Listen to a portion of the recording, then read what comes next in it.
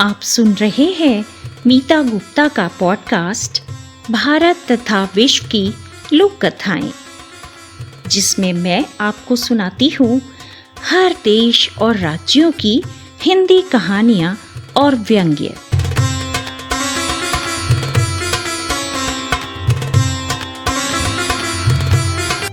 नमस्कार साथियों, मीता गुप्ता के पॉडकास्ट में आपका बहुत बहुत स्वागत है। आज मैं आपको सुनाऊंगी प्रसिद्ध व्यंग्यकार शरद जोशी द्वारा लिखित व्यंग्य, जो भारतीय ज्ञानपीठ द्वारा प्रकाशित पुस्तक हम भ्रष्टन के भ्रष्ट हमारे से लिया गया है। साथियों, आज के व्यंग्य में एक व्यक्ति के जिंदा होने की पहचान साबित की जाती है। वह व्यक्ति जब सरकारी दफ्तर में अपने पैसे लेने जाता है तो वहां का बाबू उससे उसके जिंदा होने का प्रमाण मांगता है। सारी बहस उन दोनों के बीच उस व्यक्ति को कि वह जिंदा है यही साबित करने में होती है। इसलिए इस व्यंग्य का नाम ही है सारी बहस से गुजरकर। यह व्यंग्य हमारे सरकारी दफ्तरों में चल रहे भ्रष्टाचार को भी दर्शाता है। तो आइए इस बहस का आनंद लेते हैं इस व्यंग्य में, जिसका नाम है सारी बहस से गुजरकर। मैं जीवित था और उसके सामने उपस्थित था, लेकिन उसने मेरे अस्तित्व से इनकार कर दिया। मैं हूं और उसके सामने हूं, परंतु वह यह कदापि मानने को तैयार नहीं था। अब उसके बिना विभाग के खजाने से रुपये नहीं मिल सकते थे। मैंने फिर उसे संकेत दिया, मैं आपके सामने साक्षात खड़ा हूं। उसने कंधे उचका कर कहा, फिर भी प्रमाण चाहिए। उसने मांग की। मैंने पूछा, मेरे खड़े होने का?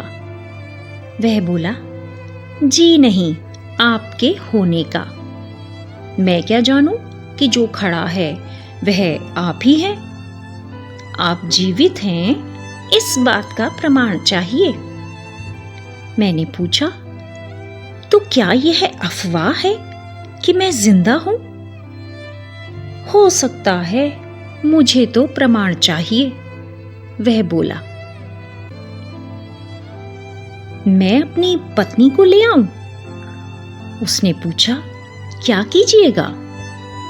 मैंने कहा, आप भारतीय संस्कृति पर तो भरोसा करते हैं ना?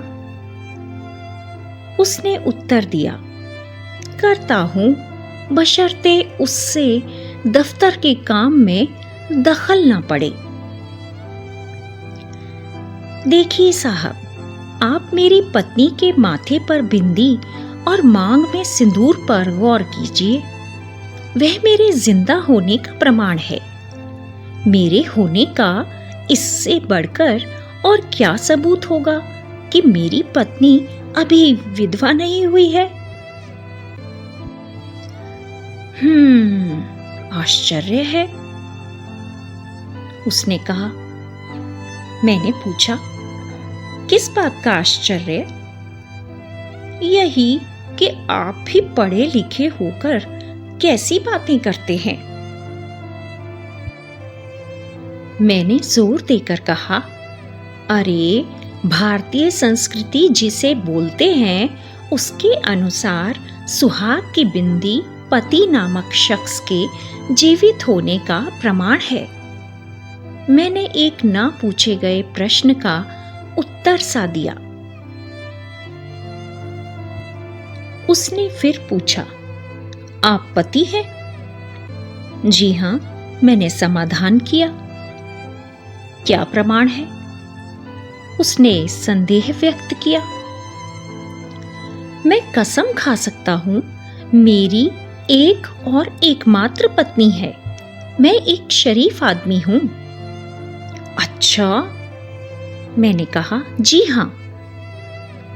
तो अपने एरिया के सब इंस्पेक्टर पुलिस से लिखवा लाइए। क्या? मैंने पूछा। यही कि आप शरीफ हैं। मैंने कहा, आप मोहल्ले में जाकर पूछ लीजिए। बहुत बड़े दादा हैं क्या आप अपने मोहल्ले के? मैंने तुरंत कहा, बिल्कुल नहीं। फिर मोहल्ले का रौब किसे दे रहे हैं? मैंने कोई रौब नहीं दिया। वह बोला, मैं यहां सरकारी काम करूंगा या मोहल्ले में पूछने जाऊंगा आपके? अब आप मुझे शरीफ आदमी नहीं मानते तो आपको मोहल्ले में जाकर पूछना चाहिए। नहीं, मुझे सबूत टेबल पर होना चाहिए, टेबल पर, उसने कहा। किस बात का? मैंने पूछा। कि आप शरीफ हैं और जिस औरत का आप जिक्र कर रहे हैं वह आपकी बीवी है। उसका सुहाग सिंदूर जिसके लिए है वह आप ही हैं जो जिंदा हैं। हम विवाहित हैं, मैंने जोर देकर कहा। क्या सबूत? उसने पूछा। हमने अग्नि को साक्षी रखकर, अरे यार, हमने अग्नि को साक्षी रखकर 20 सिगरेटें जलाई हैं। होता क्या है उससे? वह हंसकर बोला। मैंने कहा, देखिए, सिगरेट बीड़ी तो मैं पीता नहीं और बेकार बहस नहीं करना चाहता। वह बोला, अच्छी बात है, यहां कौन कम बखत चाहता है? देखिए, मैं हूं। जो रुपया दिया जाना है मुझे दिया जाना है। आवेदन मैंने किया है, मंजूरी मेरे लिए हुई है, आप मुझे दीजिए। वह फिर बोला, ठीक है, आप प्रमाण ला दीजिए। महज 250 रुपयों के लिए आप मुझे परेशान कर रहे हैं, मैंने झुंझलाते हुए कहा। ये मेरा फर्ज है, मैंने फिर कहा, लेकिन यह इंसानियत नहीं है। आप इंसानियत की बात करते हैं? भाई साहब, यह दफ्तर है, सरकारी दफ्तर, किराने की दुकान मत समझिए इसे। मैंने धीरे से कहा, मैं तो कहता हूं कि इससे तो वह अच्छी। तो आप वहां शौक से तशरीफ ले जा सकते हैं।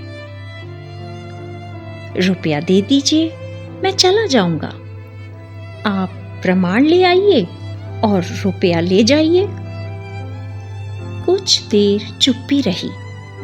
फिर मैंने कहा, देखो पंडित, तुम मुझे अच्छी तरह से जानते हो और मैं भी तुम्हें अच्छी तरह से जानता हूं। मैं आपको नहीं जानता। अरे, मैंने आपको 10 बार चाय पिलाई है, आप मेरे घर आ चुके हैं। जरूर पिलाई होगी साहब, हमारी तो जिंदगी ही दूसरों से चाय पीते बीती है, मगर मैं आपको नहीं पहचानता। आप झूठ बोल रहे हैं। मेरा यही फर्ज है, मैं सरकारी नौकर हूं।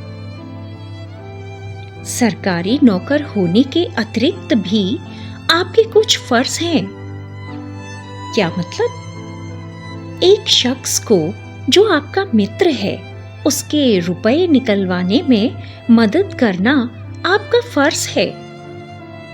मुझे रुपयों की सख्त जरूरत है, आप जानते हैं।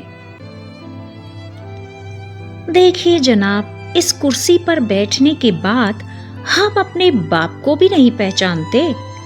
हम तो सिद्धांत के पक्के हैं। मैंने पराजित होकर कहा, मैं जानता हूं। मैं अब ये समझ गया था कि यह बहस अनंत काल तक चल सकती है। इसका समापन कठिन था। पहले भी ऐसी बहसें मैंने की हैं और मैं पराजित हुआ हूं। कोई रास्ता नहीं था, लेकिन कोशिश करना मेरा फर्ज था, सो मैंने पूरा किया। मैंने करुण स्वर में कहा, अब मैं आपसे पूछना चाहता हूं कि मुझे पहचानने का, यह स्वीकार करने का कि मैं हूं, आप क्या लेंगे? 5 रुपए, हमारा यही रेट है, वह बोला। मैंने कहा, ज्यादा है।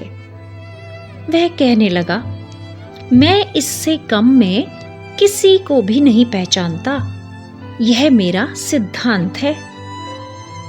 मैंने कहा, पहले तो आप 2 रुपए में पहचानते थे। वह मुस्कुराया और उसने मेरी ओर देखा। फिर उसने मेरा हाथ थपथपाकर भावुक स्वरों में कहा, वे दिन बीत गए भाई साहब, जब मैं आपको 2 रुपए में पहचान लेता था। गुजर गया जमाना। सस्ते दिन थे वे, और सरकारी दफ्तरों में इंसान की पहचान 1-2 रुपयों में हो जाया करती थी। अब आप भी तो वह नहीं रहे जो पहले थे।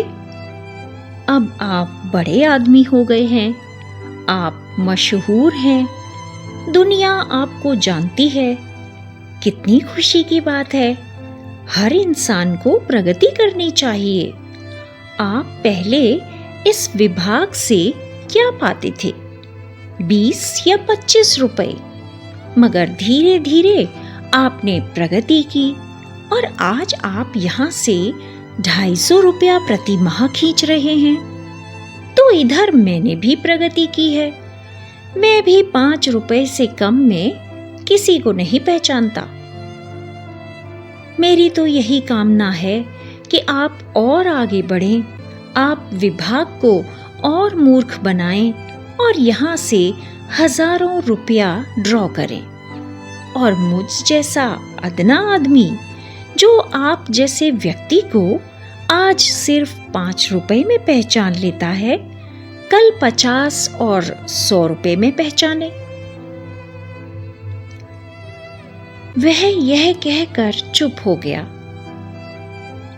मैं सिर झुकाए बैठा था और वह मेरी ओर देख रहा था। कमरे का आकाश शांत था। मैंने महसूस किया कि जो व्यक्ति एक जीवन दृष्टि को स्वीकार कर लेता है, वह सहज में नहीं डिगता। बहस उसे डिगा नहीं सकती। वह पराजित हो सकता है, मगर वह टूटता नहीं। जो उसका है वह लेगा। उसे लेना है, मुझे देना है। यह एक क्रम है जिसे भंग करना कठिन है। लंबी चुप्पी थी। एक बर्फ सी जम रही थी, जो अक्सर लंबी चर्चा के बाद जम जाती है। इसे शब्दों से नहीं तोड़ा जा सकता। मैंने जेब में हाथ डाला और 5 रुपए निकाले। यही उसका रेट था। उसने हाथ बढ़ाया और ले लिए। फिर उसने पूर्ण अपनत्व से पूछा, और कैसा चल रहा है? बाल बच्चे सब मजे में है ना? मैंने कहा, आपकी कृपा है। फिर उसने पास रखी सरकारी तिजोरी खोली और 250 रुपया निकालकर गिनने लगा।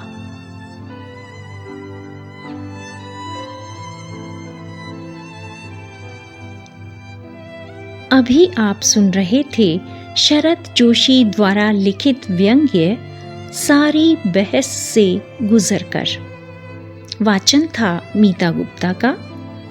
साथियों, अगर आपको ये व्यंग्य पसंद आया हो तो मेरे पॉडकास्ट चैनल को सब्सक्राइब, शेयर, लाइक और फॉलो ज़रूर कीजिएगा। धन्यवाद।